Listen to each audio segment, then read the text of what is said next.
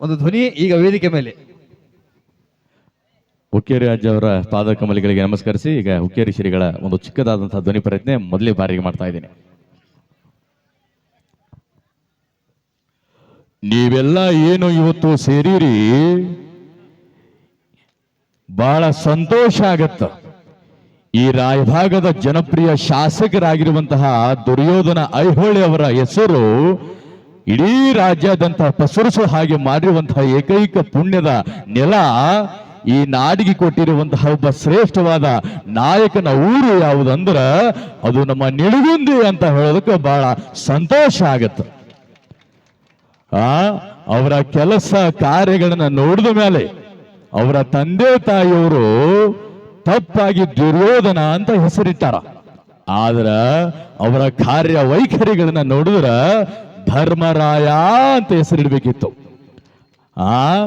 ಹಂಗ ನೋಡ್ರಿ, ಯಾವತ್ತು ಹುಲಿ ಹೊಟ್ಟ್ಯಾಗ ಹುಲಿನ ಹುಟ್ಟುತ್ತಂತ ಹೇಳಾಕ ಅಂತಹ ರತ್ನದ ಹೊಟ್ಟೆ ಒಳಗಡೆ ಅರುಣ್ ಹಾಗೂ ಶಿವಾನಂದ್ ಅಂತ ಮಹಾನ್ ಸಮಾಜದ ರತ್ನವನ್ನ ಕೊಟ್ಟಿದಾರ ಅಂದ್ರ ಜೋರಾಗಿ ಚಪ್ಪಾಳೆ ತಡಬೇಕು ನಮ್ಮ ಅರುಣ್ಗ ಶಿವಾನಂದ್ಗ.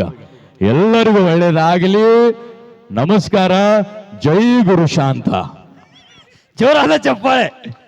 ಬಹಳ ಅದ್ಭುತವಾಗಿ ನಮ್ಮ ಹುಕ್ಕೇರಿ ಹಬ್ಬಗಳ ಧ್ವನಿಯನ್ನ ತಂದಂತ ಗುರು ರಾಜುವರಿಗೆ ಧನ್ಯವಾದ ಹೇಳ್ತಾ ಈಗ ಮತ್ತೆ ನಮ್ಮ ಸಂಗೀತದ ಕಾರ್ಯಕ್ರಮ ಮುಂದುವರಿಸ್ತಿದ್ದೀವಿ. ಧನ್ಯವಾದಗಳು. ಬಹಳಷ್ಟು ಮೊದಲನೇ ಬಾರಿಗೆ ನಾನು ಇದು ಮಾಡಿದ್ದೀನಿ. ನಿನ್ನೆ ದಿವಸ ಹಾಗೆ ಮಾಡ್ಬೇಕಂತೇಳಿ ಯೂಟ್ಯೂಬ್ ಒಳಗಡೆ ಅಜ್ಜಾರದ ಮಿಮಿಕ್ರಿಯನ್ನ ಕೇಳ್ತಾ ಇದ್ದೆ.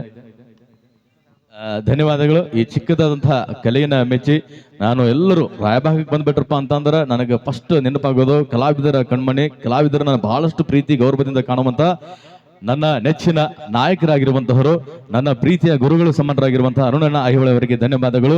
ಅವರು ನನ್ನ ಕಲೆಯನ್ನು ಮೆಚ್ಚಿ 500 ರೂಪಾಯಿ ಕಲಾ ಕಾಣಿಕೆಯನ್ನು ಕೊಟ್ಟಿದ್ದಾರೆ.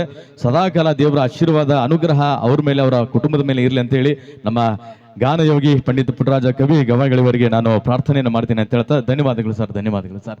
ಧನ್ಯವಾದಗಳು ಸರ್. ಧನ್ಯವಾದಗಳು. ಧನ್ಯವಾದಗಳು. ಈಗ ಮತ್ತೆ ತಮ್ಮನ್ನ ರಂಸೋಕೆ ನಿಮ್ಮ ನೆಚ್ಚಿನ ಯುವಜನಪದ ಗಾಯಕ ನಮ್ಮ